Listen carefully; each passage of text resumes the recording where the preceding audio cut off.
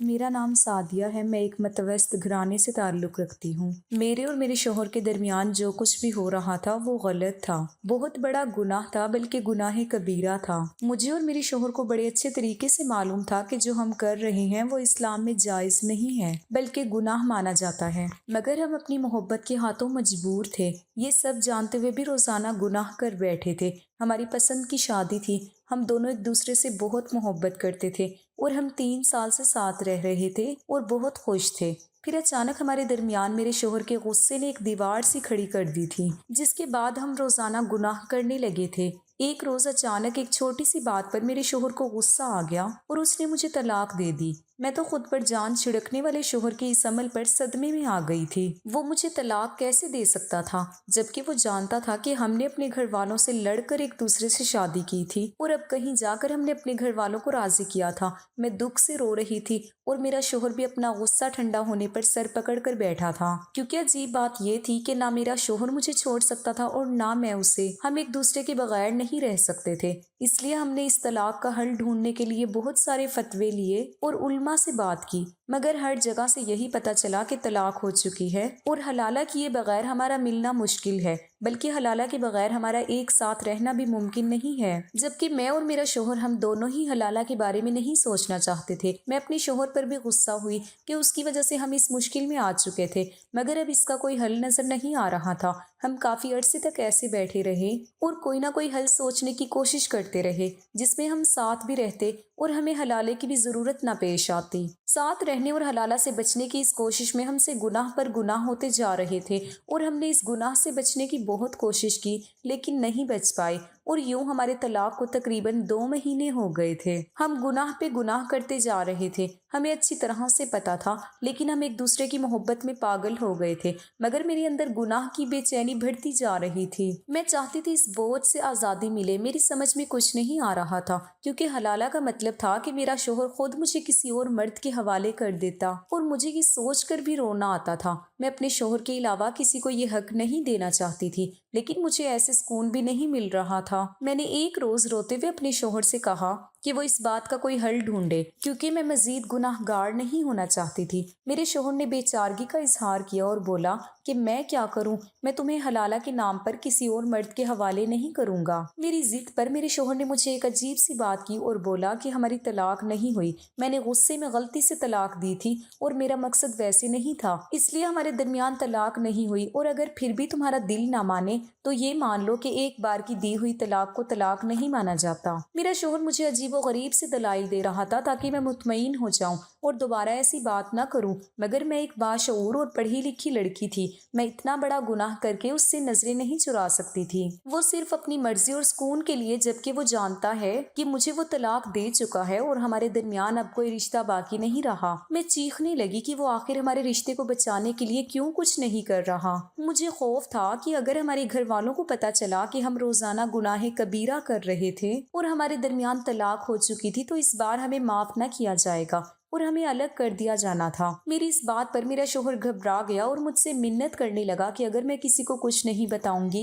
तो हमारा ये राज कभी नहीं खुलेगा। मेरा शोहर मुझे इस बात के लिए मनाने लगा कि मैं किसी को हमारी तलाक के बारे में ना बताऊं। मैं अपने शोहर की इन बातों पर मजीद दुखी हो गई। उसे मोहब्बत ने इतना अंधा कर दिया था कि वो सिर्फ दुनिया के बारे में सोच रहा था, मगर मैं मजीद बर्दाश्त नहीं कर सकती थी। मैंने दिन रात जब अपने शोहर पर जोर देना शुरू किया तो वो मुझसे किनारा कशी करने लगा, मगर मैं अपने शोहर पर दबाव डालने लगी कि वो हर हाल में कोई हल ढूंढे, वरना मैं कभी सुकून नहीं पा सकूंगी। मैंने अपने शोहर से कहा कि हम किसी को बताए बगैर खामोशी से हलाला कर लेंगे, ताकि हमारे खानदान के लोगों को पता न चले और हम भी अपने गुनाह से भी निजात हासिल कर लें। मेरे मुसलसल दबाव पर पहले तो मेरा शोहर मुझे रोजाना ये कहकर टाल देता कि काबिल भरोसा मर्द ढूंढ रहा हूँ, क्योंकि ऐसे किसी अनजान को पकड़कर हलाला नहीं किया जा सकता था। जब मैं डिप्रेशन की मरीजा बनने लगी तो मेरे शोहर को वाकई बेचैनी होने लगी। उसे समझ आ गया कि अब कोई ना कोई हल ढूंढना जरूरी होगा। फिर एक रोज अचानक मेरा शोहर अपने साथ एक बच्चे को घर ले आया। वो एक छोटा सा लड़का था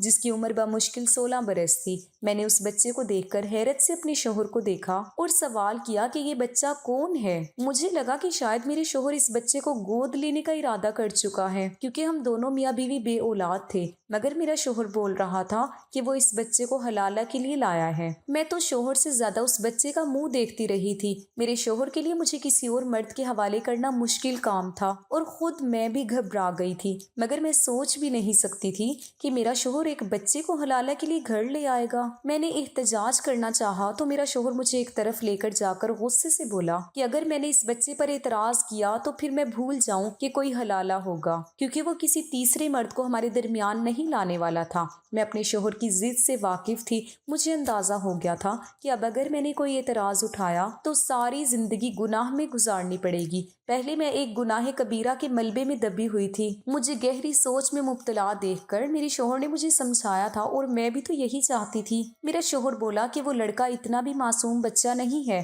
پیسے لے کر حلالہ کرنے کو تیار ہو گیا ہے۔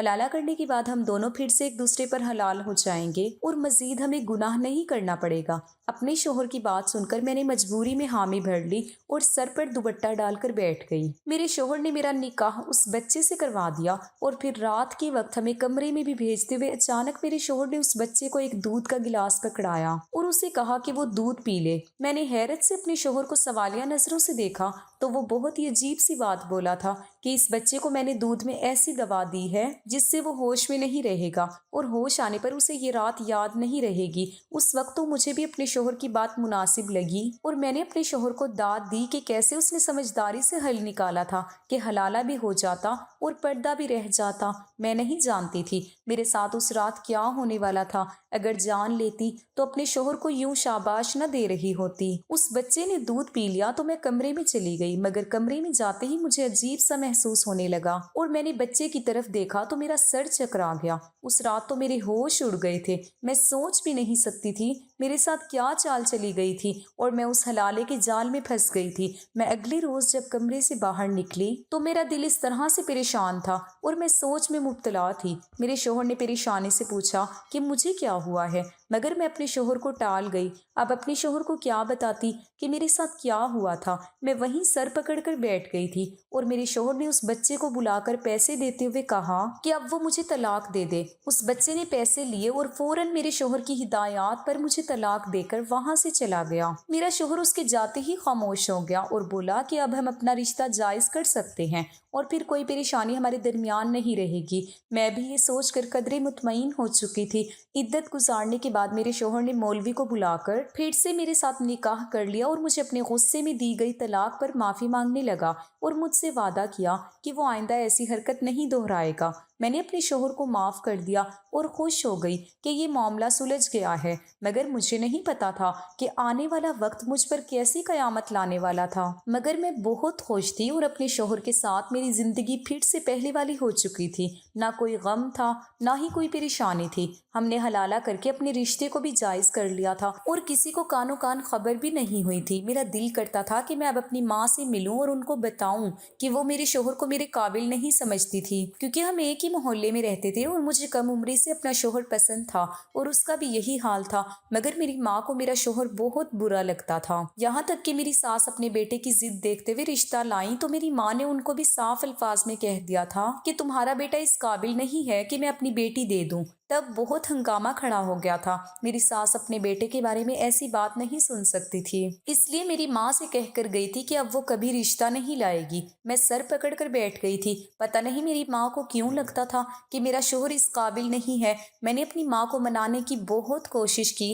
مگر میری ماں نہیں مانی تھی۔ وہاں میرا شوہر بھی اپنی ماں کو منانے کی بہت کوشش کرتا رہا، لیکن اس کی ماں دوبارہ رشتہ لانے پر تیار نہیں ہوئی تھی اور ہم دونوں ایک دوسرے کے بغیر نہیں رہ سکتے تھے۔ اس لیے بہت مجبور ہو کر ہم دونوں نے یہ فیصلہ کیا تھا کہ ہم گھر سے بھاگ جائیں گے، کیونکہ میرے شوہر کو لگتا تھا کہ جب ہم نکاح کے بعد اپنے والدین کو منائیں گے تو ہمارے والدین مجبور ہو جائیں گے۔ اس نے ٹھیک ہی کہا تھا۔ ہم لوگوں نے ایک ساتھ بہت اچھی زندگی گزاری تھی اور ہم چاہتے تھے کہ ہمارے ہاں اولاد ہو جائے تاکہ ہم اپنے والدین کو ان کی اولاد سے ملوا کر منا سکیں، مگر اللہ نے ہمیں اولاد نہیں دی تھی اور میں اپنے ماں باپ کے بغیر مزید نہیں رہ سکتی تھی۔ ایک سال بعد میری ضد پر جب ہم واپس اپنے والدین کے پاس گئے اور انہیں منانے کے لیے رو دھو کر معافیاں مانگی تو وہ لوگ مان گئے تھے اور ہمیں پھر سے قبول کر لیا تھا۔ مگر میری ماں نے تب بھی مجھے یہی کہا تھا کہ ایک دن تمہیں پتہ چل جائے گا کہ یہ بندہ تمہارے لیے ٹھیک نہیں ہے، کیونکہ جو خامیاں میں تمہارے شوہر میں دیکھ رہی ہوں وہ تم کبھی نہیں دیکھ سکتی، اور تمہارے پاس وہ تجربہ بھی نہیں ہے کیونکہ ابھی تمہاری آنکھوں پر محبت کی پٹی بندھی ہوئی ہے۔ میں نے اپنی ماں کی بات پر یقین نہیں کیا تھا اور اپنی ماں سے کہا تھا کہ میرا شوہر میرا بہت خیال رکھتا ہے۔ میری ماں خاموش ہو گئی اور مجھے دعا دی کہ میں ہمیشہ خوش رہوں اور اللہ کرے ان کا وہم غلط ہو۔ میں نے اپنے شوہر کے ساتھ 3 سال گزارے تھے اور وہ وقت بہت اچھے سے گزرا تھا، اور میں نے کبھی اس میں کوئی خامی نہیں دیکھی تھی، اور اس نے مجھے نہ کبھی کوئی تکلیف دی تھی، نہ کوئی غم دیا تھا۔ ہماری ازدواجی زندگی میں پہلی بار غصے میں آ کر اس نے مجھے طلاق دی تھی اور اس کا بھی ازالہ کر دیا تھا، وہ بھی صرف میری خوشی کی خاطر کیا تھا، کیونکہ اسے نہیں لگتا تھا ہمارے درمیان طلاق ہوئی ہے، اور نہ ہی وہ اس طلاق کو مانتا تھا، مگر میری پیشانی پر اس نے ایک لڑکے کے ساتھ میرا حلالہ بھی کروا دیا تھا۔ میں چاہتی تھی کہ میں اپنی ماں کو مل کر یہ سب بتا دوں کہ کیسے میرے شوہر نے میری خاطر مجھ پر اپنی ہر ضد کو قربان کر دیا تھا اور وہ صرف میری خوشیوں کو دیکھتا تھا، لیکن میں اپنی ماں کو طلاق کا قصہ نہیں بتا سکتی تھی، اس لیے خاموش رہی۔ لیکن اس حلالے کے واقعے ہونے کے بعد سے تو میرے دل میں اپنے شوہر کی قدر مزید بڑھ چکی تھی۔ میں یہ بھی بھول گئی تھی کہ مجھے حلالے کے مقام پر لانے والا بھی میرا شوہر ہی تھا۔ کسی نے شاید ٹھیک کہا ہے کہ جو آپ کو پسند ہو اس کی ہر بات آپ کو پسند ہوتی ہے، مگر میرا وہ یقین ایک روز اپنے شوہر کے منہ سے اپنے رشتے کی حقیقت سن کر خاک میں مل گیا تھا۔ ایک روز میں کچن میں کام کر رہی تھی جب میرے شوہر کا ایک دوست اس سے ملنے آیا۔ میرا شوہر مجھے کافی بنانے کا کہہ کر اپنے دوست کے ساتھ مہمان خانے میں بیٹھ گیا تھا۔ میں نے کافی بنائی اور اپنے شوہر کو جا کر دے دی۔ میں واپس آنے لگی تو میں نے سنا کہ میرے شوہر کا دوست اسے بتا رہا تھا کہ اس نے اپنی بیوی کو غصے میں طلاق دے دی ہے اور اب وہ پچھلے 4 ماہ سے الگ الگ رہ رہے ہیں۔ وہ بہت اداس تھا اور میرے شوہر کو بتانے لگا کہ میری بیوی کو کھانا منگوا کر کھانے کی عادت تھی اور مجھے یہ چیز پسند نہیں تھی۔ ہمارے بچے بہت چھوٹے تھے اور ایک بیٹے کو بازاری کھانوں سے ہر وقت معدے کی تکلیف رہنے لگی تھی۔ میں اس بات سے بہت تنگ آ گیا تھا اور ہر وقت اپنی بیوی کو سمجھاتا رہتا تھا کہ وہ گھر میں کھانا بنایا کرے، مگر وہ کام سے بچنے کے لیے ہر بار چھپ کر باہر سے کھانا منگوا لیتی تھی۔ ایک روز مجھے پتا چلا تو میں نے اسے سختی سے دھمکی دی کہ اگر اس نے میری بات نہ مانی یا گھر میں کھانا نہ بنایا تو میں اسے طلاق دے دوں گا، لیکن میری بیوی کو یہ وہم تھا کہ میں اس کے بغیر نہیں رہ سکتا اور اسے کبھی طلاق نہیں دوں گا، کیونکہ ہمارے بچے چھوٹے چھوٹے ہیں اور میں اپنے بچوں کو کبھی روتا ہوا نہیں دیکھ سکتا تھا، اور میرے بچے اپنی ماں کے بہت قریب تھے۔ مگر ایک روز میں کام سے گھر گیا تو میرے بیٹے کی حالت بہت خراب تھی۔ میں اسے لے کر ہسپتال بھاگا تو ڈاکٹر نے چیک اپ کر کے بتایا کہ اس کی معدے پر زخم ہو چکے ہیں، کیونکہ وہ چھوٹا سا بچہ ہے مگر بہت چٹپٹے کھانے کھاتا رہا ہے۔ میں نے بیٹے سے پوچھا تو پتا چلا کہ میری بیوی اب بھی بازار سے چٹپٹے مسالے دار چیزیں منگوا کر خود بھی کھاتی تھی اور بچوں کو بھی کھلاتی تھی۔ اس کی ضد پر میری انا پر چوٹ لگی تھی۔ میں مزید اس کی یہ حرکتیں برداشت نہیں کر پایا تھا اور میں نے اسے غصے میں طلاق دے دی، لیکن بعد میں مجھے احساس ہوا کہ میں نے غلط کیا ہے۔ میں نے اپنے بچوں کا بھی نہیں سوچا تھا، کیونکہ میرے بچے ماں کے بغیر اب بھی بیمار رہنے لگے تھے۔ میں کوئی راہ نکالنا چاہتا تھا۔ میں نے بیوی سے بات کی تو اس کی بھی عقل ٹھکانے آ چکی تھی اور وہ واپس آنا چاہتی ہے، مگر ہمارے درمیان طلاق کی وجہ سے کوئی رشتہ نہیں رہا اور حلالے کا سوچ کر ہی میرا دل برا ہونے لگتا ہے۔ میں خود میں اتنی ہمت نہیں پاتا کہ بیوی کا حلالہ کروا کر اور دوبارہ اس سے نکاح کر لوں۔ اب ہمارے گھر میں کوئی عورت نہیں ہے، میرے بچے سارا دن اپنی ماں کے لیے روتے رہتے ہیں اور میرے خاندان کا مسلسل مجھ پر دباؤ ہے کہ میں دوسری شادی کر لوں، مگر میں اپنی بیوی کو واپس لانا چاہتا ہوں۔ مجھے سمجھ نہیں آ رہی کہ میں کیا کروں۔ میرے شوہر کا دوست رو رہا تھا اور اپنی پریشانیاں بتا رہا تھا۔ میں نے کچن میں جا کر تلی ہوئی شامیاں ایک پلیٹ میں رکھی اور چٹنی نکالتے ہوئے میں اپنے شوہر کے دوست کی وہ ساری باتیں سوچ رہی تھی کہ شاید مرد پہلے جذباتی ہو کر فیصلہ کر لیتا ہے اور بعد میں حلالہ کی بات آنے پر ایسے روتا ہے۔ میں وہ شامیاں لے کر واپس مہمان خانے کی طرف بڑھ رہی تھی۔ اب میں دروازے پر پہنچی تھی کہ میں نے اپنے شوہر کی باتیں سنی۔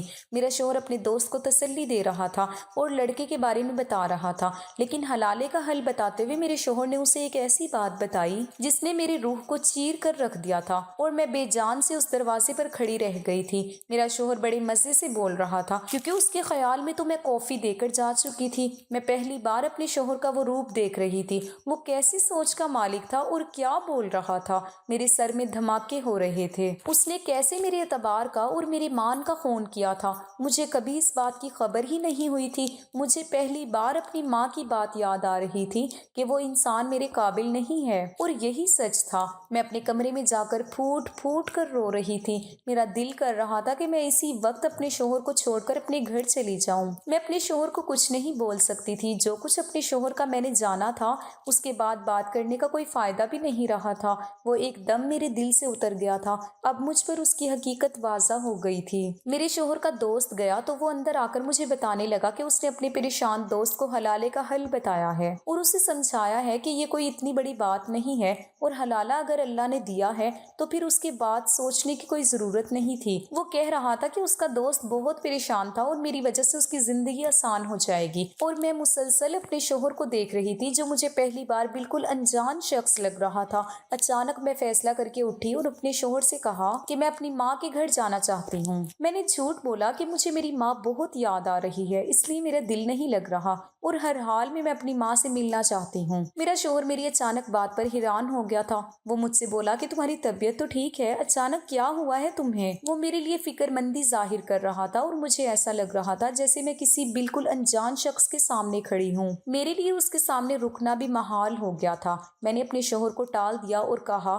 کہ میں صرف اپنی ماں سے ملنا چاہتی ہوں، اور میں نے صرف کچھ دن کے لیے اس سے ملنے جانا ہے۔ میرے شوہر نے میری اداسی دیکھی تو وہ مان گیا، کیونکہ وہ جانتا تھا کہ میں اپنی ماں کے لیے ایسے ہی جذباتی ہوں۔ بہرحال میرے ضد کرنے پر میرا شوہر مجھے چند دن کے لیے میری ماں کے گھر جا کر چھوڑ آیا تھا۔ میں اپنی ماں سے ملی تو مزید برداشت نہیں کر پائی اور پھوٹ پھوٹ کر روتی رہی اور اپنی ماں کو ساری بات بتا دی۔ میری ماں سب سن کر حیران رہ گئی تھی، پھر مجھے تسلی دیتے ہوئے افسوس سے بولی کہ میں نے تو تم سے کہا تھا کہ وہ تمہارے قابل نہیں ہے۔ اس شخص میں اخلاقیات اور اچھے برے کی تمیز نہیں ہے، اور یہ بات میں اس کی شخصیت میں بہت پہلے دیکھ چکی تھی، اور میں تمہیں یہی سمجھانا چاہ رہی تھی، مگر تم نے ضد کی اور میری بات نہیں مانی۔ میں نے ماں سے رو کر کہا کہ میں سمجھ گئی ہوں کہ اولاد کا تجربہ ماں باپ کے تجربے سے کبھی زیادہ نہیں ہو سکتا۔ میری ماں نے مجھے کہا کہ اگر تم علیحدگی چاہتی ہو اور تمہاری عقل جگہ پر آ گئی ہے تو فکر مت کرو، میں تمہارے ساتھ ہوں اور میں سب سنبھال لوں گی۔ تم اپنے دماغ پر زیادہ زور مت دو، اس سب میں تمہارا کوئی قصور نہیں ہے۔ میں نے پہلی بار اپنی ماں سے سر جھکا کر کہا تھا کہ اب وہ جو بھی کہیں گی اور جو بھی کریں گی میں ان کے ساتھ ہوں۔ میں اب مزید اپنے لیے کوئی فیصلہ لینے کے حق میں نہیں تھی، اور نہ ہی مجھے اپنا آپ اس قابل لگ رہا تھا کہ میں اپنے لیے کوئی فیصلہ لے سکتی۔ میں نے اپنی زندگی کا اتنا بڑا فیصلہ اتنا غلط کیا تھا، اور ایک غلط شخص کا انتخاب کر بیٹھی تھی جس کی وجہ سے میری زندگی برباد ہو گئی تھی اور میں اپنی ہی نظروں سے گر گئی تھی۔ میری ماں نے مجھے چپ کروایا اور اگلے ہی روز میرے شوہر کو فون کر دیا کہ اب میری بیٹی کے ساتھ تمہارا کوئی تعلق نہیں رہا، اس لیے تم میری بیٹی کو لینے کبھی مت آنا، اور نہ ہی میری بیٹی کے ساتھ کوئی بات کرنے کی کوشش کرنا۔ میرا شوہر تو یہ سن کر گھبرا گیا تھا اور پہلی فرصت میں بھاگا آیا تھا۔ وہ ہمارے گھر میں آ کر کہنے لگا کہ اچانک ایسا کیا ہو گیا کہ اسے فون کر کے رشتہ ختم کرنے کی بات کی گئی ہے۔ وہ اپنے اصلی ضدی لہجے میں بولا تھا کہ وہ اپنی بیوی کو کبھی نہیں چھوڑ سکتا۔ وہ ماں سے بولا کہ میری بیوی کو بلائیں، وہ یقیناً اس فیصلے سے انجان ہوگی اور میں آپ کو یہ کھیل نہیں کھیلنے دوں گا۔ میری ماں نے اسے ایسا جملہ کہا جس پر اس کا رنگ اڑ گیا تھا۔